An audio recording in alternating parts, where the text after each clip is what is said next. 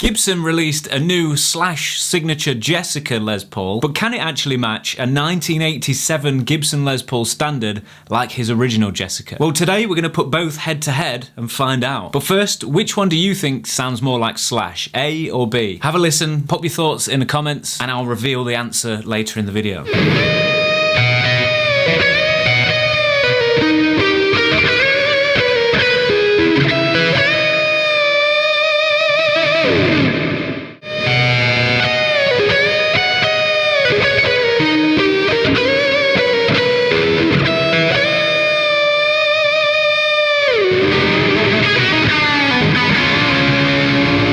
Here's why this comparison matters. Slash's Jessica is one of his most beloved guitars. It's a 1987 Gibson Les Paul Standard. But what's really interesting is it was actually a factory second, meaning it wasn't considered perfect. It even had a 3-piece maple top, which at the time wasn't the most desirable look. People wanted that flame top. But because Slash had one and he became so popular, they've now become quite sought after with Slash fans and collectors. It's become a thing. I love it. I love that 3-piece look. So Gibson have now made an official version of Jessica as part of the Slash signature lineup, including the gold top, the Appetite Burst, November Burst, and then you've got the Vermilion Burst and the other one. And it's meant to match the sound and the feel of the original guitar. And did they get it right?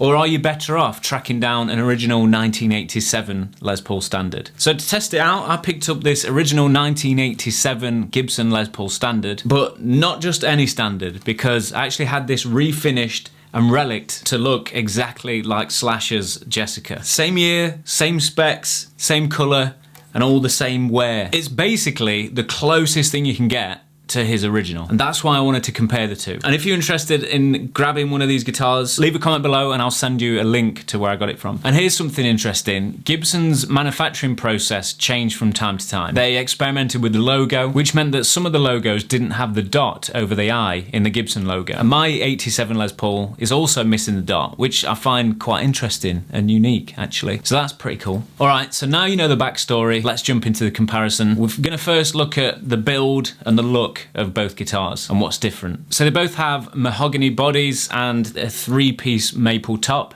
rosewood fretboard. Slash's guitar was originally a cherry sunburst, but he had it refinished to look a bit duller. That's exactly what they've done on this model. It's called a honeyburst with nitrocellulose lacquer, and that's the same on both. The 87 is a little bit darker, which I like. The wood grain looks a lot more natural, which I prefer. It looks just like Slash's. You know, you might prefer the lighter one, but it just looks more classic to me, this. So again, it's all subjective, personal opinion and preference. It's really nice. I've got a little bit of flame in the middle piece on the 2024 model, which I'm not a fan of, and it's got a red back. On my 1987, it's slightly lighter. I think the red back on the new Gibson is actually a little bit closer to what Slash's looks like. Depends what you like there. I'm interested to know, what are your thoughts on Relic versus new? And also the Relic looking the same as Slash's, because I know there's a few different viewpoints on that, so let me know in the comments what you think. I actually quite like a bit of an aged look, especially when they're done well. And then this has basically got all the original stuff. It's got the standard truss rod cover, the no dot over the I, aged hardware. We'll talk a little bit about the feel in a bit. On the 2024 model, it's got the Slash signature truss rod cover, which I actually quite like. Gibson usually ship with the standard plate, so you can swap it out if you don't like it. I actually quite like it. It looks quite cool. I love the logo on the back, Slash's logo. Gibson Deluxe tuners on the 2024 model, and I've actually got Grover Deluxe tuners on the 87, which was probably an upgrade. They feel great and it stays in tune so well. I've had this a couple of weeks now and I've only tuned it twice. It's insane how well it stays in tune. I don't know, if it could be partly the guitar, could be the tuners, could be I don't play it enough. I don't know the exact weights of both guitars. They're very similar. I'd say the 87 is slightly lighter, which I like. It gives the guitar a little bit more resonance. Another big difference is we've got medium jumbo frets on the new Les Paul with frets over the binding. So that can take a little bit of getting used to if you're used to the other style of Les Paul guitars that have the binding over the frets. It's just a little bit smoother. I don't know why they went for that. Moving on to the pickups, we've got Gibson's custom burst Booker Alnico 2. Gibson say that he uses those because his he's had a few of these to take on the road with him, but does he fit them with the Seymour Duncan Slash 2.0s now? Most likely. In the 1987, I've got Seymour Duncan Slash Signature Alnico 2s. We're going to have a listen to them in a bit. I've not directly compared them, so I'm looking forward to hearing the difference. What I really like about these new guitars is they've got all hand-wired components and orange drop capacitors, which means you get a smoother roll-off on your tone and volume, so you can be a little bit more expressive and dynamic with it as well. Let me show you what I mean.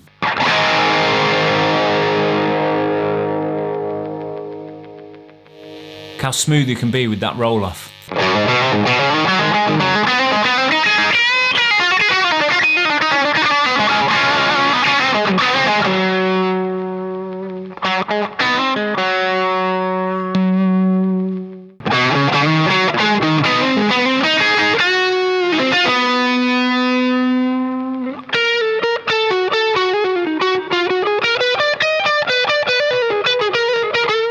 I like it. Right, now it's time to find out, was guitar A the 1987 or was it B?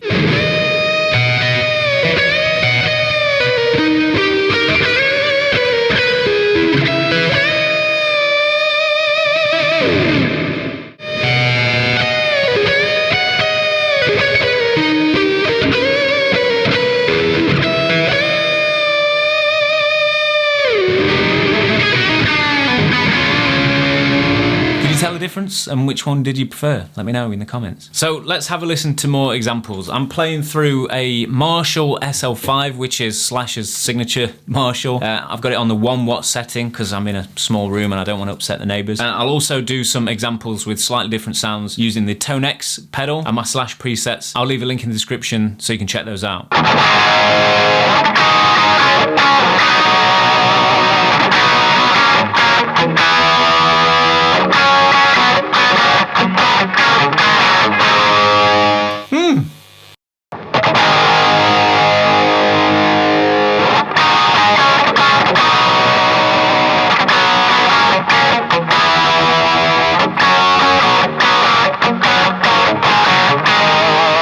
This is it. That's just got it.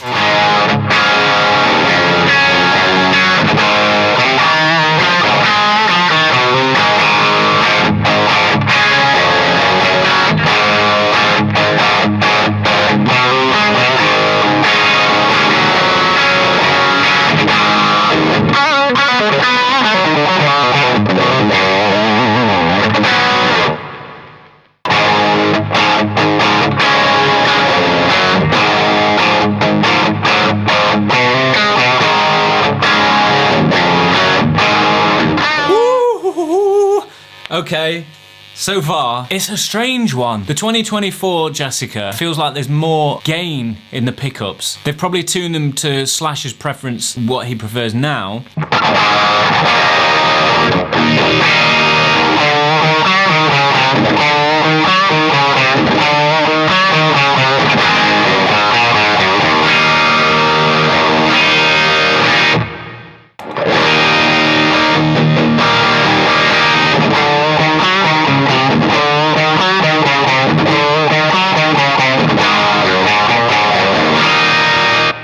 Yeah, there's definitely less gain in the pickups in these, but this definitely sounds more classic Slash. It's got that mid-range throatiness.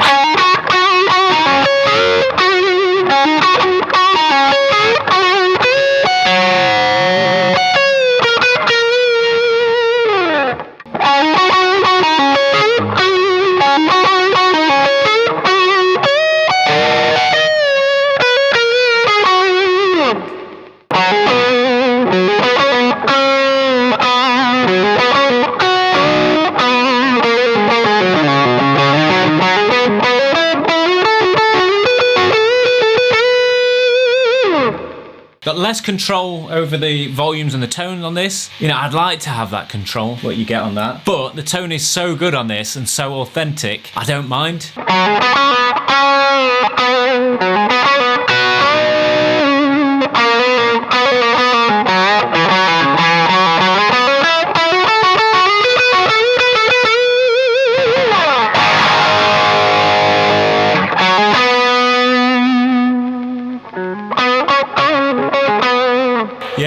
It doesn't, they sound great, these pickups. They've got a lot of bite in them.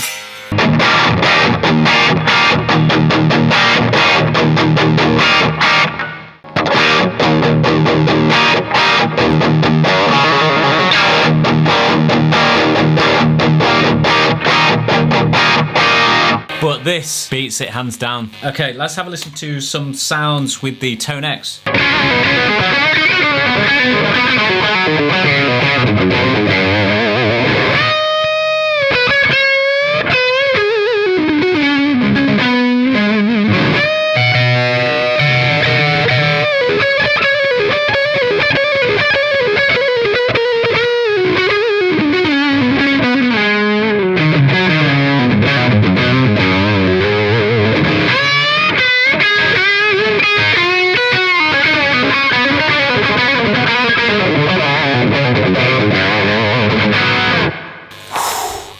It's incredible.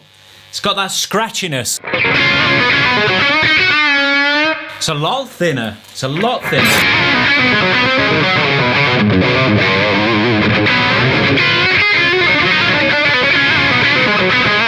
Sounds great still, but this is, it's just a lot thinner.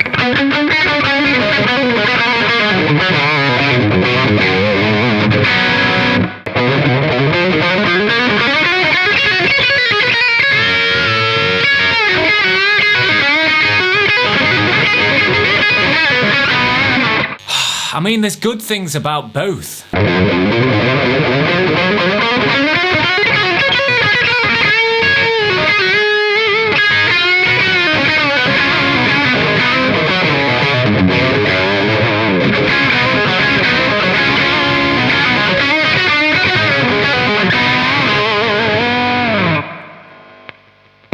Love it.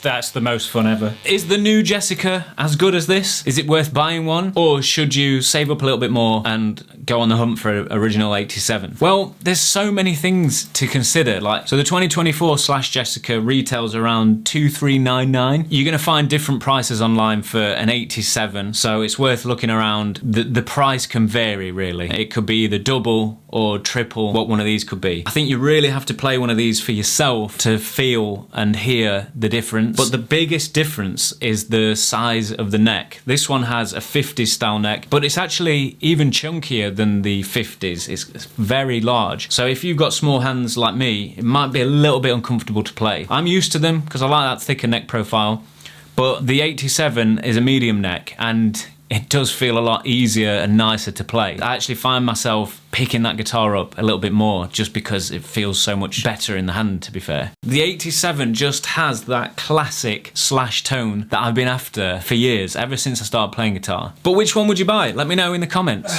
Now, if you're into Slash's guitars, definitely recommend checking out this video next, because I show you step by step how I turned this £750 guitar into one of Slash's iconic monsters. But if you want to learn how to play like Slash, check out my How to Play Like Slash course, where I break down everything that Slash does to create his iconic solos. And I'll see you in the next one.